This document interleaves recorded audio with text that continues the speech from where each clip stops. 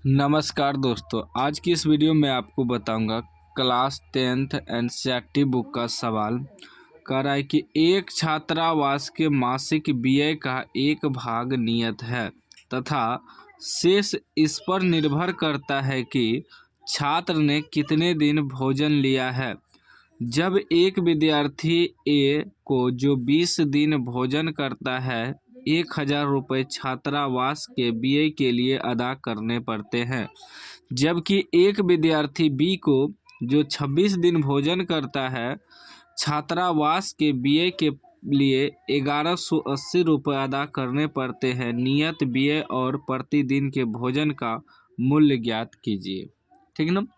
कहने का मतलब है एक छात्रावास जो है उसका एक नियत भाड़ा जो है वह फिक्स किया गया है, नियत भाड़ा। और उसके बाद जितना दिन आप रहेंगे उस भोजन करेंगे उसका अलग से रुपया लगेगा। नियत भाड़ा मतलब हुआ कि मान लीजिए x रुपया फिक्स कर दिया है तो ये नियत भाड़ा हुआ। आप जितना दिन एक्स्ट्रा रहेंगे उसका अलग से इसमें आपको प्लस करना होगा। ठीक ना। ये तो आपको लगेगा ही।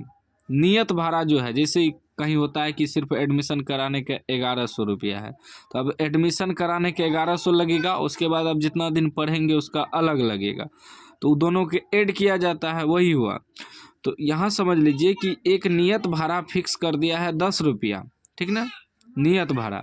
अब जितना दिन आप रहेंगे उसका अलग से आपको भाड़ा देना होगा, तो उसी को कहा जाता है नियत भाड़ा, यानी कि फिक्स। यहाँ दोनों तरह जुटेगा। अब ध्यान से समझिएगा, इसको मानेंगे तब आपके समझ में आ जाएगा। हमें कह रहा है नियत व्यय मतलब नियत जो फिक्स है उसको निकालना है कि कितना रुपया फिक्स है, और प्रतिदिन भोजन का मूल्य कितना रुपया है, मतलब डेली जो भोजन करेगा उसका अलग से रुपया लगेगा, और नियत जो भाड़ा रखा है उसका कितना है वही निकालना है। लिखेंगे माना कि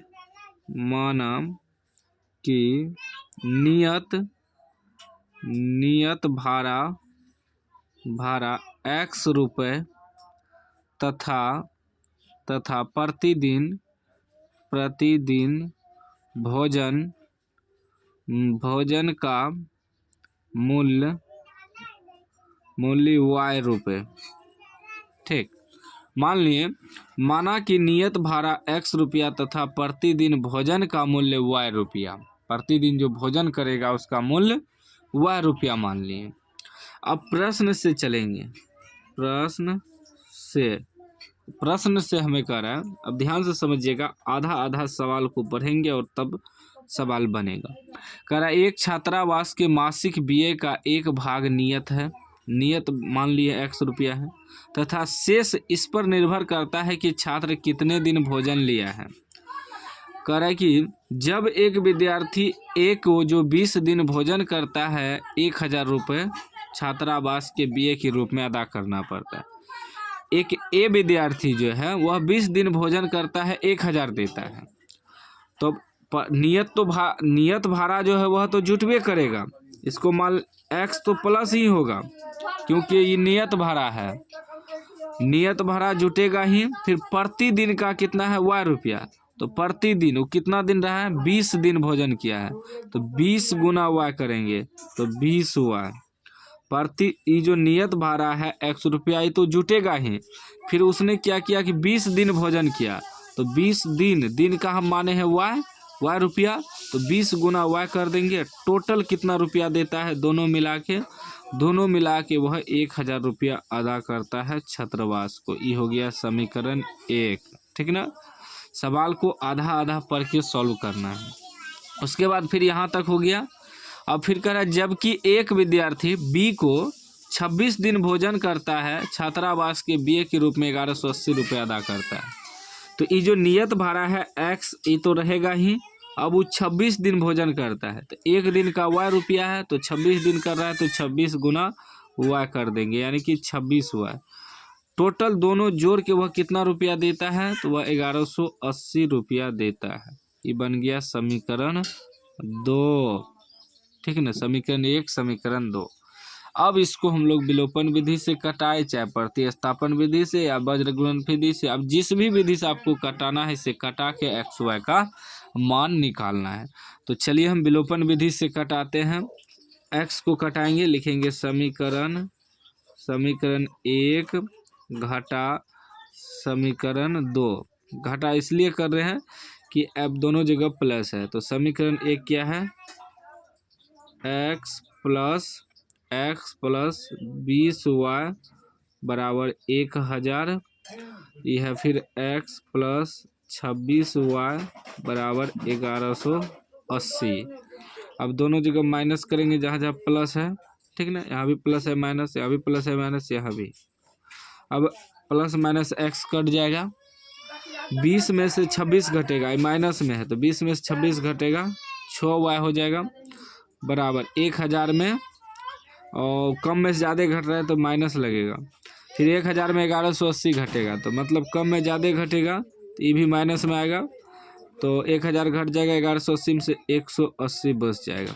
अब देखिए माइनस माइनस भी कट गया, 6 से कटाएंगे, 6 त्रिके 18 0, यानी y बराबर कितना निकल गया, 30।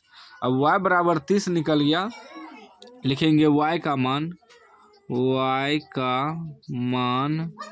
समीकरण 1 में रखने पर, समीकरण 1 है x प्लस 20y बराबर 1000, x प्लस 20y बराबर 1000, x प्लस 20y, y का मान निकला है 30, रख देंगे बराबर 1000, कटाइए तो ये हो जाएगा x प्लस 3 दूनी 600 बराबर 1000। अब थोड़ा इधर कर देते हैं सॉल्व, जब x बराबर निकालेंगे तो ये हो जाएगा 1000 में जाके 600 घट जाएगा, कितना बच जाएगा, 400, ठीक ना। 400 जो बच गया ये x का मान बच गया, x का मान निकल गया। अब यहाँ लिख देंगे अतः नियत भाड़ा हम क्या माने थे, x रुपया, तो x की जगह कितना निकला है, तो 400 रुपया, ये नियत भाड़ा हो गया। प्रतिदिन भोजन का मूल्य क्या माने थे, y रुपया, यहाँ लिख देंगे प्रतिदिन भोजन का मूल्य y रुपया माने थे, y बराबर कितना निकला, 30, तो प्रतिदिन का आपको 30 रुपया देना होगा मूल्य, यानी कि ये 400 रुपया फिक्स है नियत भाड़ा, लेकिन अब डेली जो आप भोजन करेंगे वो डेली का 30 रुपया आपको देना होगा, ठीक है ना। यही कह रहा था निकालने, तो उम्मीद है आप समझ गए होंगे, ठीक है ना। सवाल जब पूरा सॉल्व होता है तब माइंड में घुसता है, ठीक है ना, तब समझ में आता है।